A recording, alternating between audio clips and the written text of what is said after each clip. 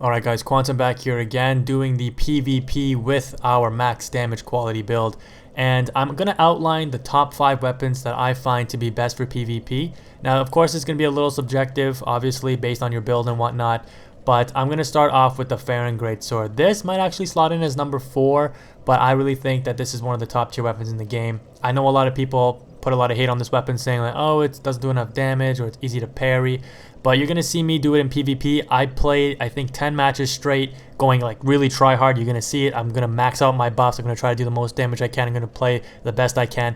We won all 10 matches, okay?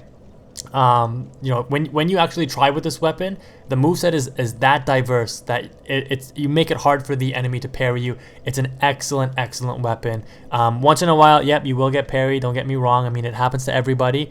I hate the parrying mechanic. I've mentioned this before, but it is in the game and you have to deal with it. Most of my losses actually come from a random parry or somebody spamming out parries. But anyways, we'll talk about that in another video. Let's get on to the actual build. So with this, if you watched the video from yesterday, and the video is actually a little outdated even though I uploaded it yesterday, but a patch came in when the servers were offline yesterday, which was May the 19th or something like that, or 20th. And patch 1.07 came in and it actually changed a few things with the game. So we were actually able to hit, I think, around 982 damage with the Black Knight Great Axe. The damage on the Black Knight Great Axe was actually nerfed as I was making that video when the servers went offline. But the Farron Greatsword still remains an OP weapon. You can see there it still does the base damage of 500 at 40 strength and 40 dexterity. And we're going to get some unique damage buffs you're going to see here, and you're going to see it in the PvP when we do it, how much damage we can actually do with the sword and how quickly it can kill and how just overpowered it is, really. I've been saying this since day one. I thought this was a really good weapon and it's really proving to be. Anyways, the setup, as you watched from the video yesterday, Sunlight Straight Sword, Saint Tree Belvine. We're going to get a 15% buff to our attack and defense with the, what is it called again? Like, whoops. Yeah, Oath of Sunlight buff and the Deep Protection. What we're also going to use, look at our damage, it goes up by 50 when we have the Lloyd Sword Ring equipped. Okay, and we're also going to switch over to the Life Ring as well. So what I do in most of these videos is I have these 2 rings equipped for the starting of PvP. Like I said, I'm going full tryhard in these videos, guys, in these PvP matches. I start off with these 2 rings, and as soon as I get hit, I switch them out. I switch this one to the Stamina Ring because it's an easy up to equip stamina, and I switch out the Life Ring, just going over to the Ring of Steel Protection. Alright, so it's as simple as that. As soon as you get hit, you just switch those rings out and you're back in business.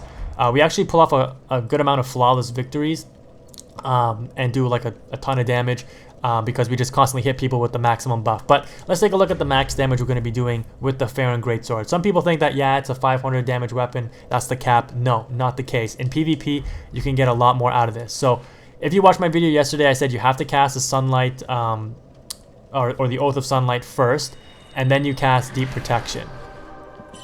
Okay, and then of course I just eat a little piece of grass, and I switch back over, switch, and we're ready to go. You know, we got the moveset, the R1, the rolling R1, and of course the overpowered sweep. And even though I don't use it in any PvP, but you got the parry if you want it. But let's take a look at the damage. Whoops, that's not what I want. The damage is 645.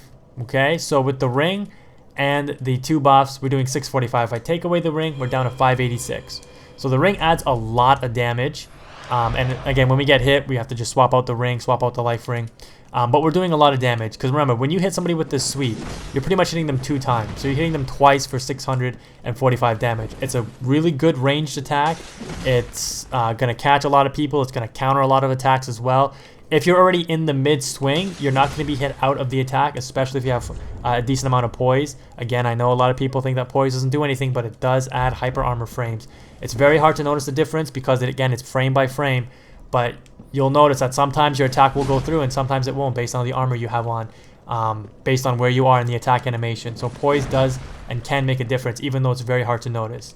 But that's pretty much the setup, the ring setup and the armor setup. Basically maxing out up to 69.9% in the weight ratio in the top right hand corner because, as I mentioned in the previous video, thanks to the Red Dragon guy who posted on my videos, you always want to max out at 69.9 stamina or get as close to that as you can, because your stamina recovery, whether it's at 30% or 69.9%, will essentially be the same.